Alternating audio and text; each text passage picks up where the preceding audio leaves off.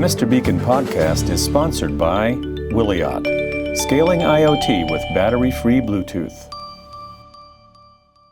Welcome to the Mr. Beacon podcast. Very excited. This week I've got Mikhail Damiani, who's the CEO and co-founder of Blue Byte with me. Mikhail, thanks very much for joining us. Thank you for having me, Steve. Appreciate it. I think this show, we've interviewed lots of different CEOs of startups, but you are kind of the head of an iconic Bluetooth beacon startup that is still around 14 years later because you pivoted and adapted. So I would love to talk about, why you did that, what you pivoted to, where you see this ecosystem that we're both in evolving. Maybe the best way to start this off, though, is just to level set and have you introduce people to what Blue Byte is, who you are now, and then we can talk a bit more about how you got there and where you're going. Yeah, absolutely. And thanks again for having me. And it's been a long journey, a fun one, definitely an interesting one. So excited to dive into that. But Blue Byte at its core is focused on connecting people with information through the physical world. And the reason why we do that is to basically deliver value to the end consumer, right? We want to improve life in some way, shape, or form, whether that's instilling trust, providing convenience, allowing people to make an impact, right? So what are those ultimate end values and benefits that a consumer can feel by engaging through a variety of different technologies, whether it's near field communication or just scanning a QR code on a product. And so Blue Byte is a software platform that enables the brands to manage that experience, if you will, and to create these personalized experiences that will tailor themselves over time based on the consumer journey. It allows them to measure that in real time. And again, ultimately for the main benefit of delivering that value to the end consumer. And by doing so, certainly the brands realize a lot of value on their end, right? In the form of increased loyalty, lower churn, more sales, better authentication, things like that. So if there's like a couple of use cases that really are driving your business, what are the key applications that you're seeing taking off? And maybe I should start off with, how is business? What have you seen the trajectory like over the 14 years of your company's history? It's been a kind of slow and steady improvement, right, in the business. And again, if you think about the way our business is, there's a lot of different factors that play into that. Things ranging from handset compatibility with technologies, which is almost entirely outside of our control, right? The only thing we can control there is education. And slowly over those 14 years, that has improved to a point where now in the past 2 years, and especially now, is the first time in 14 years where you have some kind of standardization, right? People can scan QR codes with no apps. They can tap an NFC tag natively. Every phone has Bluetooth on it, right? So all of these things that over the years, we've kind of seen hype cycles in different technologies that have appeared, disappeared, been on some Android devices, not others, on iPhone, not on iPhone. That creates a big challenge when you're trying to now convince a brand or a company to say, hey, deploy this. But by the way, only 10% of your customers can use it. The other 20, they have to do something else. The other 30 have to do something else. And then the remaining 60 do something completely else, 50, whatever the math adds up to be. And so that's been a huge challenge. And we're certainly at the best point we've ever been on that now. And, for the past year or so. So that's on one side, on the sales side and kind of the business, call it your traditional metrics, we're, doing better than ever. It's crazy because it's certainly not the best year. And the year started off really challenging, Q1, Q2, even part of Q3, extremely challenging. A lot of the brands we work with within the fashion space and luxury space, kind of closed budgets and said, okay, well, we got to figure out where we stand before we invest into any new technology. And now we're seeing them, at least the ones that are successful and will be okay, starting to invest in kind of, the next evolution of what that communication looks like between them and consumers and any digital means of doing so. And so we've seen a pretty significant increase in that over the past few months. So, on the business side. What are the verticals that are lighting up then? So this year industries? we've seen a lot of good traction in the CPG space. So that's food, beverage, beauty, wine and spirits, right? People need something to keep them sane after months of lockdown. That vertical has done well. But even in fashion apparel, like I said, they took a little bit of a break or a breather in the middle of the year, but now they're coming back. Same with luxury, it's coming back. So I think 2020 was somewhat of a challenging year for a lot of businesses in those verticals, but 2021 looks like it should be. A lot of returned customers and a lot of returned interest into, especially doing what we're doing. And what is it that you're doing? What are the use cases that are really fueling the most popular use cases that your platform is being used for? Yeah, and that's changed, right? The mix of the use cases, or at least really within each brand. I would say it's rarely one use case. It's usually a combination of kind of a primary driver. You have your secondary, tertiary. And it goes back to those value points that I mentioned before, right? As far as what is it that we want to deliver to the consumers? And so you have things like brand protection, right? Which is authentication. And to the extent the brand has pretty high issues with counterfeit goods, we can help enable that security on their products through a combination of NFC and secure authentication in the cloud. In certain cases, blockchain, if it makes sense for them. And that's, again, helps the brand save money, generate more revenue, helps consumers to make sure that they're not getting ripped off and buying a counterfeit item. But typically, that's a use case that's an entry point. Once you've validated or authenticated an item, you really don't have to do that again in the future when you own it, right? But if you're going to go through the effort as a brand to invest into that technology, invest in the process and the platform, you might as well get your money's worth over time. And so the second big, and this is kind of the broadest use case, is this idea of personalized storytelling. And so being able to deliver the appropriate information for a product in store, right? If I walk into a store, I scan a product, maybe I want to see transparency information. I want to see where the materials are sourced from. I want to see how it was made, maybe get a story about, if it's an artisan product, of how that product was made, the person behind it, and their story. And then after I take that product home, the experience will shift over time. Maybe it's delivering me some kind of content or promotions or ideas, or, as you get to the end of life of the product, what do I do with the product, right? Can I recycle it? Can I resell it? Can I upsell it? And so being able to add that logic into the experience where it will change over time on its own to deliver that content to the user. So this is kind of the broadest area in which Blue Byte lives, and that idea of storytelling is very specific to each brand, right? They have different ideas about what that means. Commerce has been one that we started about 2 years ago, but I would say probably the fastest growing for 2020, and I think that's a natural kind of given based on the lack of physical sales, right, channels, or at least the decline in physical sales channels for a lot of these brands, and them looking elsewhere to say, okay, well, how else can we connect with consumers? How else can we transact? We have e-com, social media, other types of venues or channels. So, what we're saying is, okay, well, how about the product itself, right? You have this tangible, intimate connection between your consumer and yourself. The product is sitting in their homes, they're wearing it, they're touching it, yet it's not currently being used to do anything other than deliver that functionality that the product was designed to do. Whereas we can layer now this whole digital layer on top of it, and you can use it as you would any other channel. So commerce has been a big one. And but what does that look like? What does that really mean?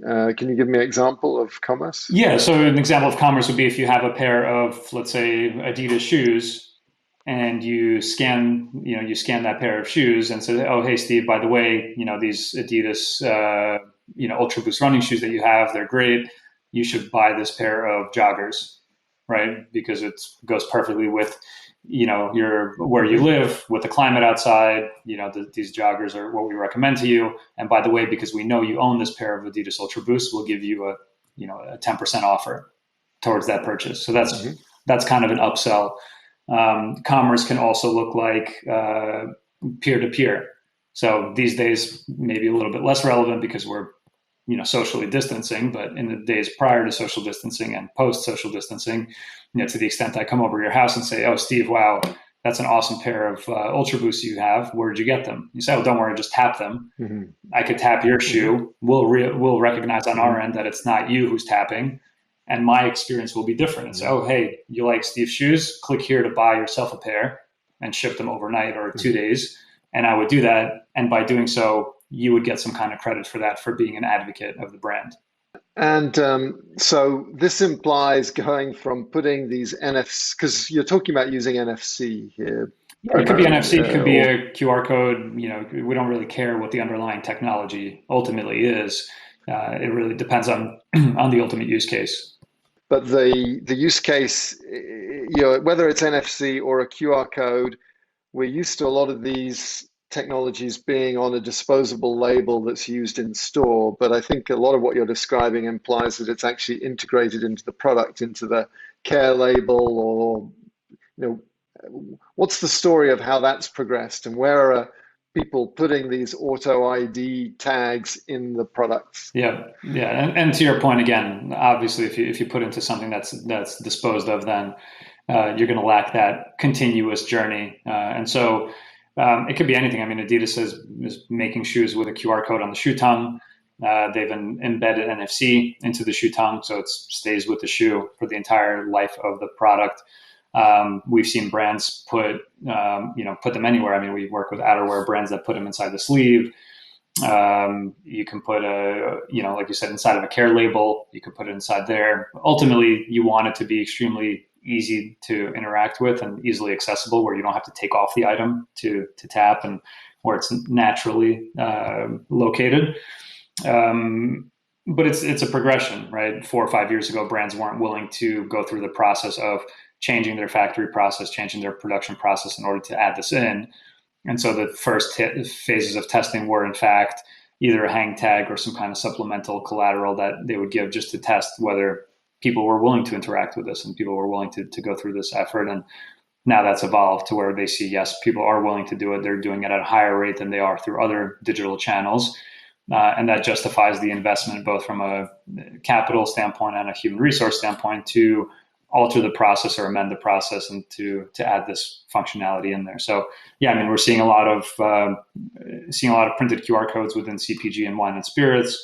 We're seeing a lot of NFC in the lifestyle, footwear, and luxury space, right? Because those items higher end, they stay with you for a while, and typically the packaging, whether it's disposed of or not, is not something you have access to on a daily basis, right? You've taken it out, you've put it somewhere, and so in order to get that engagement, you really need to have the whatever technology built into the physical product. Are people using washable NFC tags? I guess if you've got NFC in the tongue of the shoe, then you probably don't wash your shoes very often. But if it's in a NBA jersey or something, that thing's probably going to be pummeled 25, 50 times in its life. Yeah. And they have all of that. So even in the shoe tongue, it goes through wash testing and commercial dryers and wear testing, and it gets tested by all sorts of robots that beat up these shoes to make sure that it can withstand it. So luckily, I think there's been a lot of advancement made by the companies that produce these tags, whether it's NFC tags or print QR codes, to make sure they don't lose their scannability over time, right? And kind of retain that. So yeah, I mean, you have the washable wearable, you have on metal tags, right? So to the extent you're talking about something that is applied to a metal surface, then we have like appliances and things like that. They have tags now that can be applied directly to metal, whereas a few years ago that was a challenge because the metal would inhibit the NFC signal and basically would render the NFC tags useless. So I think there's been a good amount of progress made on the actual form factor side of things. What I find is, as an entrepreneur who's passionate, you tend to talk about a really broad set of use cases of all the things that are possible. But the thing that I think a lot of people want to know is, okay, I understand the vision and I believe in the vision, but where is it happening now? What is the thing that's really driving the volume. So, and there's many dimensions that we could slice this by. So let's kind of go through them. There's QR code versus NFC.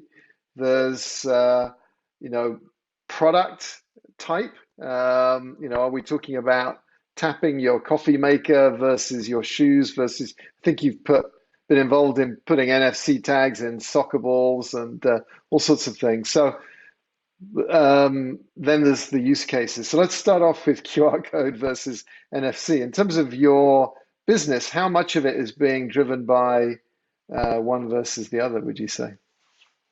Yeah, that's a good question. I mean, we don't look at it that way in terms of, when we go out to market. It's not like we're going out and we say we have a QR sales strategy or an NFC sales strategy, right? For us, that's same thing for you. It's a URL. It's exactly. It's just that's part of the consideration set. Once you get to this, the second part of what is the use case, what is the product, right? The initial conversation is the same. It's okay. What is that value we want to deliver to the end user? And if the product is very inexpensive and you don't have the COGS budget to integrate NFC, okay, you probably will use QR. If there's no component of exclusivity or brand protection or authentication, okay, then you may not need NFC either, right? Or if it's a high value product and you don't need authentication, but the aesthetics of the product don't allow for any visual changes or amendments to the product and you need it to be seamless and embedded and magic behind the logo, okay, then obviously QR is not your go-to. So I think it's really a function of looking within the specific brand that we're working with to see that. I mean, some brands do both, NFC and QR.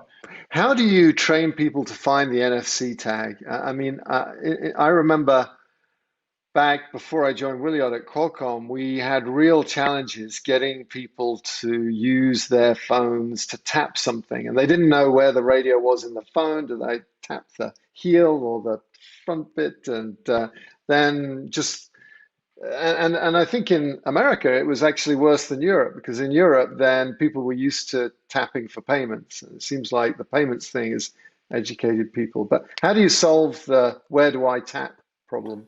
So luckily, Apple did a good job on that part. At least on all iOS devices, it's standardized at the top, and so that makes it easier. For Android, you still lack standardization. It's typically in the back, but it could be towards the bottom of the phone, the top of the phone. So we've created kind of a clever, a clever way to showcase that, basically where you go and we tell users if it's an iPhone, you tap with the top of the phone like Apple Pay. If it's an Android, we ask users to slide their device in the back because that's the only way we can, we've been able to do it. But it's gotten better. I mean, the number of NFC interactions are up triple digits, quarter over quarter, continuously. The brands are doing a lot of this education for us. Obviously, it's not up to Blue Byte to do it. So if a brand is coming out with it, they'll have it on their hang tags. They'll put it on in-store signage. They'll put it inside on e-com. And start educating people as to do that. And in terms of the tag itself, again, now, because we've done this for so long, we have a lot of best practices that we give to brands from the beginning and say, okay, here's what works, here's what doesn't work, here are recommendations. And so then the brands aren't scratching their heads, to kind of your earlier point of like, we can do anything, right? And that's a terrible pitch when you walk into a brand and say, we can do anything. The platform is amazing. You could do whatever you want and go ahead and, good luck. So I think we've learned the hard way that we need to be a lot more specific across each of those things, whether it's education and collateral, whether it's the use case and content, the KPIs and measurement, and all of those. For each of those points, we have extensive best practices, extensive guidelines and experience that we leverage, and then we kind of just bring that into the conversation and give the brands more so of a menu or recommended list. And if they want something outside of that, or something different, certainly we can do that, but at least they have a very good starting point. Yeah, I mean, politicians are really good at selling choice, but I think consumers actually don't like choice. It's like, the thought of having 500 TV channels is just like sickening to me. I want a few really good ones, and the paradox of choice is a real problem. And I think you're absolutely right from a solution selling point of view. Then at least you give people something to react to, don't you? If you have that prescription of what works well, and you can focus your marketing and so forth. So okay, that makes sense. And then, but you said it doesn't really matter, but I'm going to ask you again because I grew up in England and interviewers tend to ask questions over and over again until they get the answer. What are you seeing in terms of the split between QR codes and NFC in the business? So if I look at just consumer interactions, because I actually looked at that report earlier, we're probably about 2/3 NFC, 1/3 QR.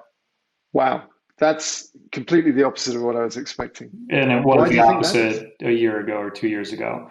And again, that may change. And it can change pretty drastically depending on the rollouts that we do with which brands, right? Because we have conversation now with brands where they want to put a QR code on, 10 million beverage packages, right? And that's going to skew towards the QR side, and certainly will change that calculation a bit. So, for us, again, because we don't have a specific, call it sales target, let's call it, or sales strategy around, hey, let's go after businesses that only want NFC or businesses that want QR codes. It shifts pretty often depending if we have a big customer rollout with one technology or another. So what are the trends in terms of objects that are getting tagged, would you say? Is there a pattern there? Yes and no. So as far as industries, I would say we've seen this year specifically, as I mentioned before, CPG and wine and spirits more so than any other of our verticals, at least, right? There's probably 25 verticals out there that are relevant. We focus only on 4 because that's all we can do with the resources that we currently have as far as a sales team and marketing team. But we are seeing a big comeback in demand from the retail, lifestyle, fashion, and luxury space in Q4 and moving into Q1 of next year. But a lot of this year has been around CPG, food, beverage, beauty, and wine and spirits as well. And that's been a combination of QR and NFC, even within the same brand, right? They're tagging some things with just QR, some things with NFC. It may be a function of looking at your high value goods and tagging those with NFC, and everything else is QR code is enough. And so that's why, again, it's a little bit hard to break that down based on QR and NFC, just because it's so widely variable. So in your wine and spirits business, what does that look, what do the use cases look like there? Because I remember going to AIPIA, this can't even remember what the acronym stands for, but basically advanced packaging, and seeing someone from Bacardi talking about tapping the phone on your bottle of rum and thinking, I just don't see people doing that. What's actually panning out? What will people do with a phone and a bottle of booze? So they will tap it depending on what it is, right? I think ultimately it's to your point, what are they going to get after they tap? Is it a commercial from Bacardi and some kind of 30-second ad or 30-second video? Okay, yeah, probably not. If it's something where I'm authenticating an expensive bottle, potentially. We've done things around the holidays where you can gift it, right? So I tap it, I record a message. The next person who gets it that I gifted to, I tap it and I get a digital message, right? So that's, kind of gamifying a little bit rather than some kind of stagnant experience. What else have we seen? We've seen stuff. We did a launch with a wine company in Europe where they did music. So you get playlists based on the wine, different wines, kind of trigger different playlists. So that's a little bit of a different use case and interesting one. We're working with, and I would say the Asia Pacific region, there's a lot of brand protection with wine and spirits, specifically as it relates to, to some of the goods going to China. But I think wine in general is one of the most counterfeited items globally. The last stat I read was something around 17% or 18% of global wine is counterfeit. So it's just a huge, huge issue. That is fascinating. So just quickly tell us a bit more about your platform. You don't spend a lot of time evangelizing the platform. I get it, because marketing people don't really care how you do it. But how do you do it?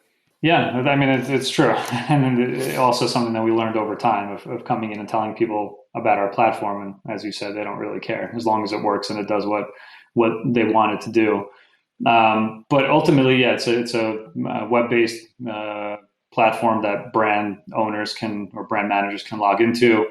They can drag and drop components to create these experiences, and really ultimate, the ultimate value and the ultimate, call it secret sauce, and what we're providing is the ability for those experiences to change dynamically on their own rather than a stagnant landing page. So if I was to say, okay, every brand for every product, you basically have a landing page, right? You have a product page on e-com that you can go on. It gives you the product information, some other stuff, potentially, ideas of pairing that product with another one. And all of those pages look exactly the same, right? Just switch out a couple of the key assets in the CMS.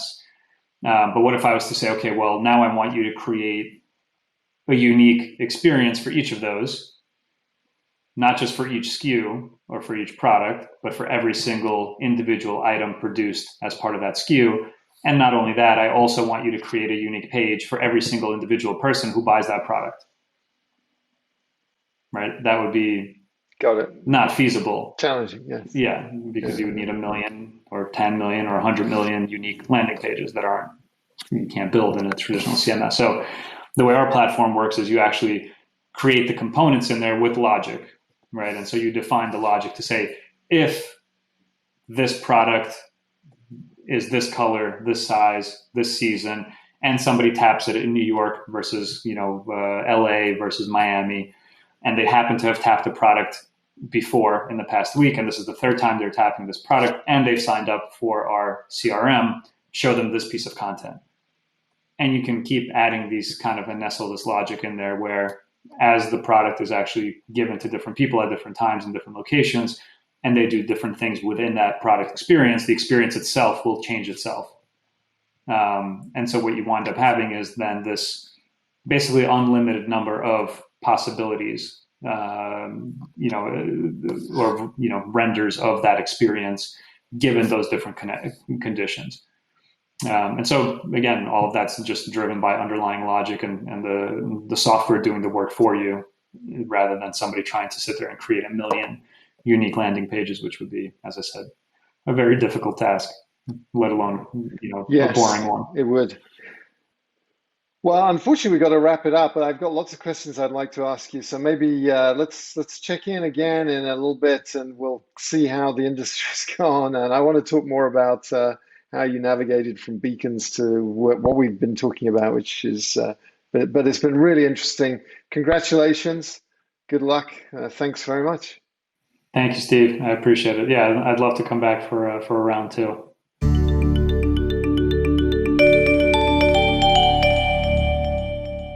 So you run Blue Byte.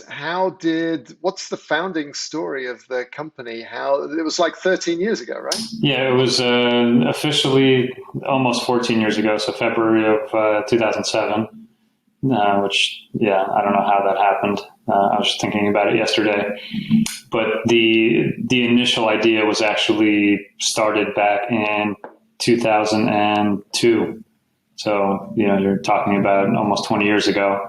That was just a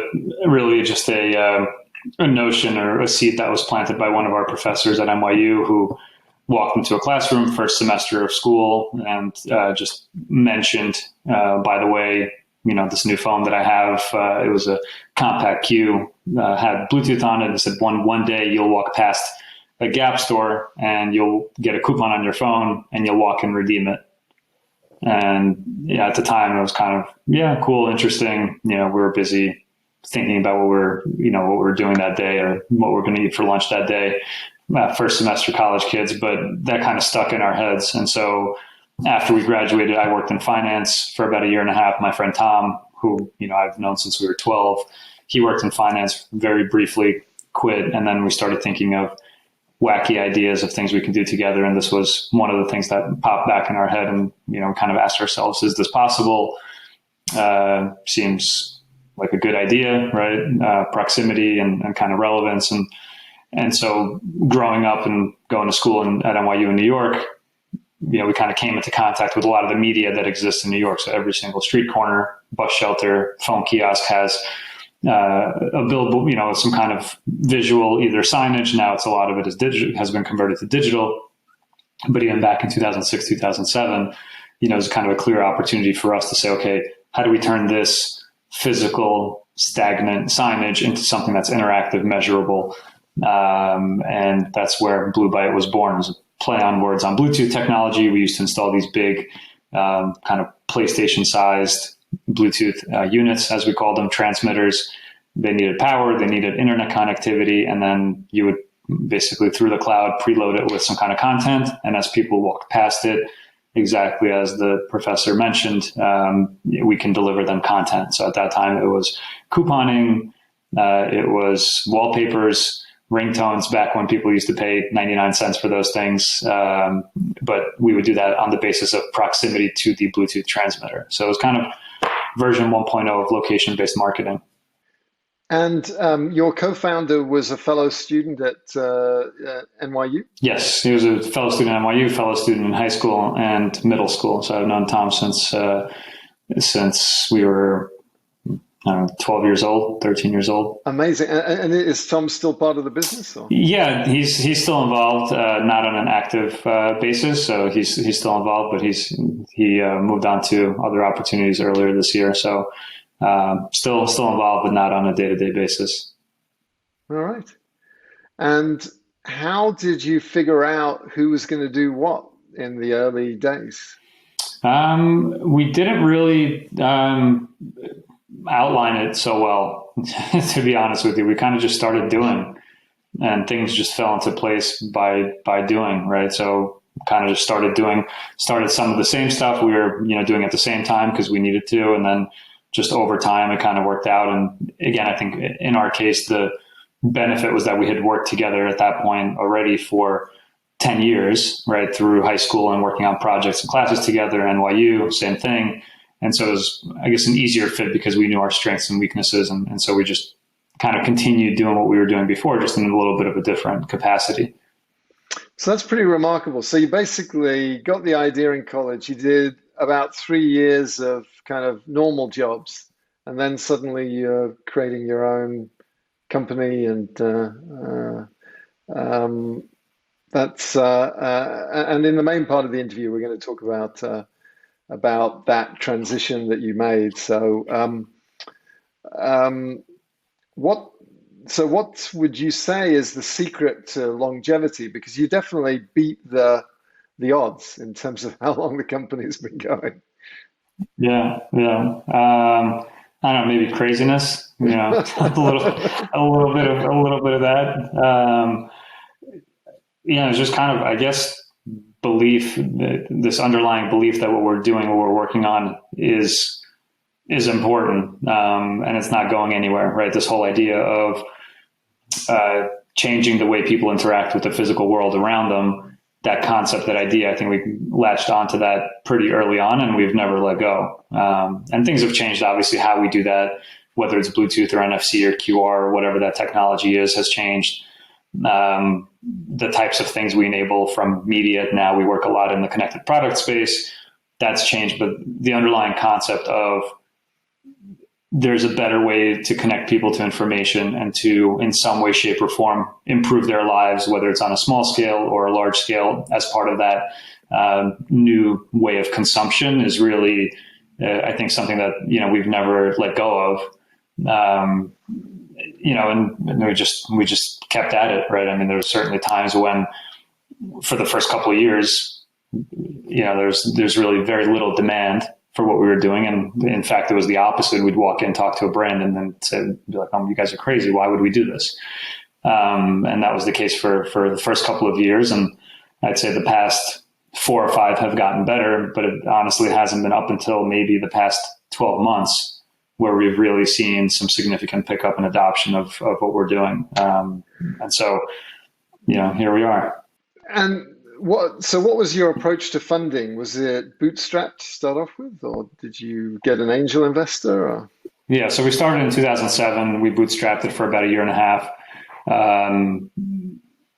actually longer than that. So we closed our first round in 2009. So if you remember, obviously 2008, not the best time to be raising money after the market collapsed. That's exactly when we were out there trying to raise money. And so we raised our first round, seed, about $1 million in 2009. And that lasted us for 5 years. So we bootstrapped it, just two of us, and we hired a third person. I hired a few more, scaled back, and kind of bounced around for 5 years trying to figure out what really the play was. And then we started seeing a lot of pickup in 2012, 2013. We started seeing the business pick up. We started seeing opportunities on the NFC side, on the QR side, and in this whole idea and kind of world of connected product. And then we started raising more significant capital in 2014. Expanded the team from 3 to 24, which is where we're at now.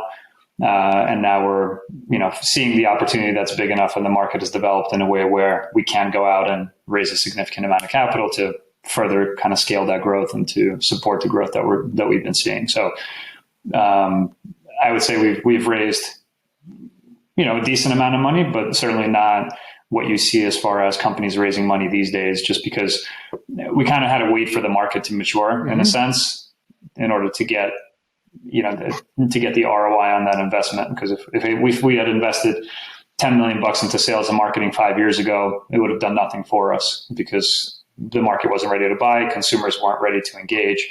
And so most of the investment has went into product and engineering over the past few years up until now.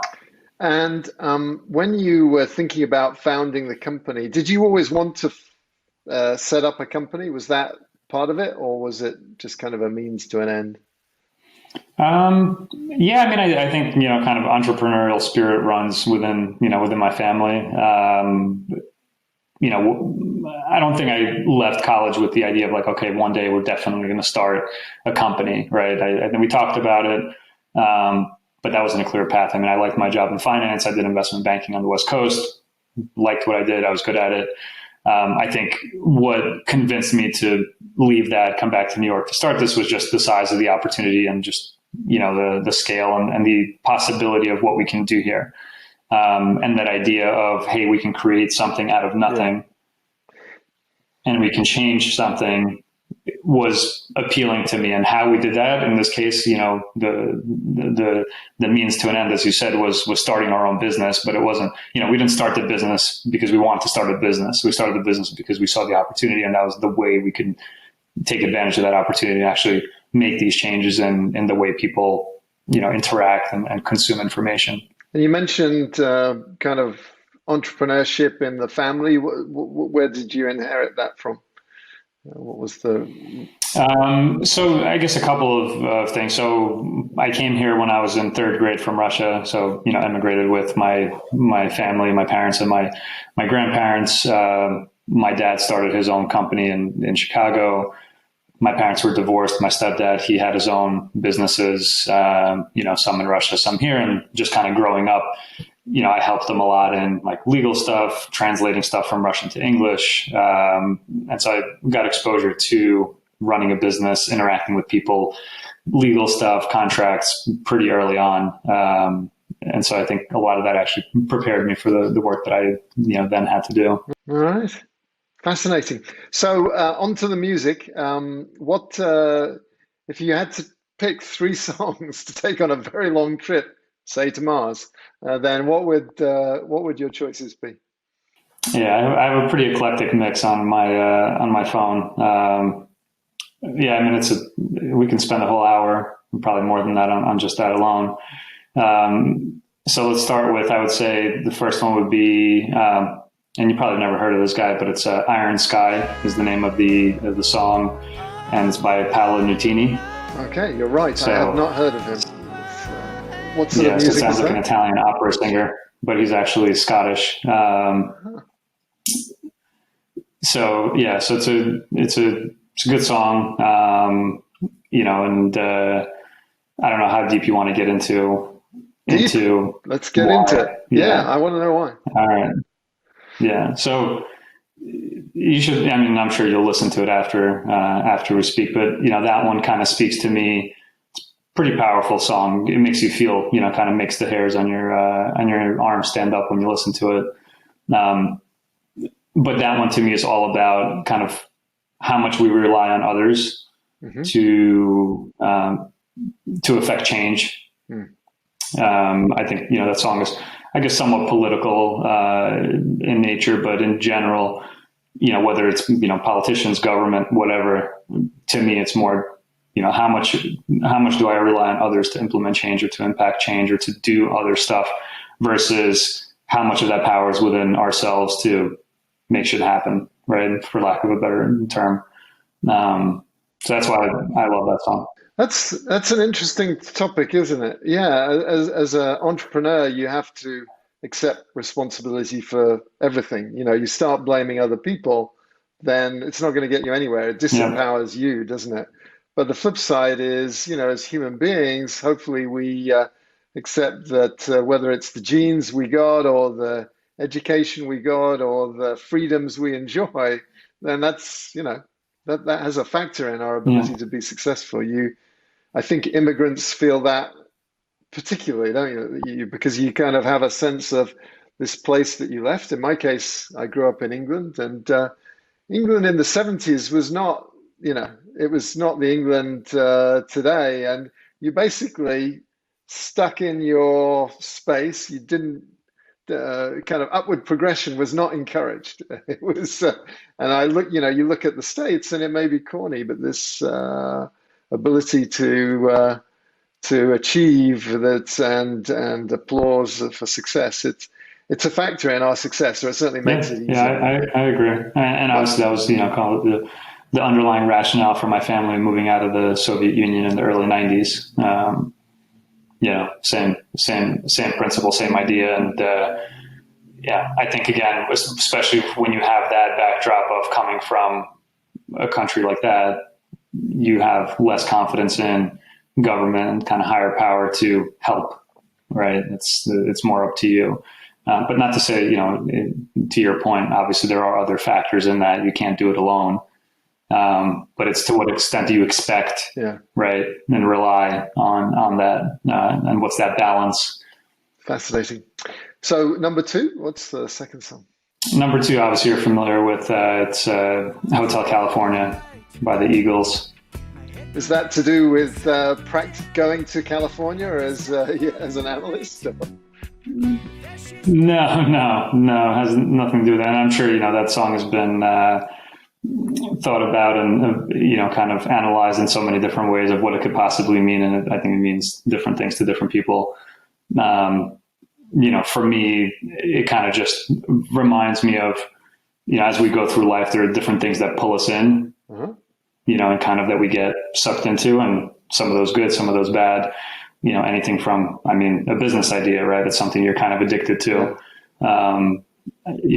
Could be other addictions and vices, or like I said, good things as well. So that's what that reminds me of, is just, how life is, and you get pulled in and out of certain things, and some things suck you in more than others. Yeah, it's funny how it's a powerful motivator. I think entrepreneurs, they see a problem, they feel like this is the way it should be, this is the solution. And it's really, I think that's why they get so passionate and maybe a little difficult to deal with sometimes, because they have this Yeah, very firm view of the way it should be. And that's what propels them through rejection and all those other things. yeah, for sure. So, number three, what's the third song? Number three would be "Runnin'" it's a posthumous album from Tupac, and that one is actually featuring Biggie. So I don't know if you heard of that one, but it's a good one. Yeah, actually, I'll So listen to it. I started listening to his music mainly because I was wearing a Coogee sweater in Portland, Oregon once. We used to live there. We went back there for a weekend. I went through a phase of collecting these sweaters, and no one has ever commented on the sweater other than maybe someone I'm kind of socializing with. But I'd be walking down the road and people would like high five. I was like getting adulation. I'm like, I have no idea. I've never had this experience of wearing a sweater. And it turns out that it's a rapper thing. And Biggie was the guy that popularized it. And So now I can't wait to go back to Portland to wear my Coogee, because that's where you get the adulation. So you're that's an interesting collection of music you got there. Thanks very much for sharing it with us.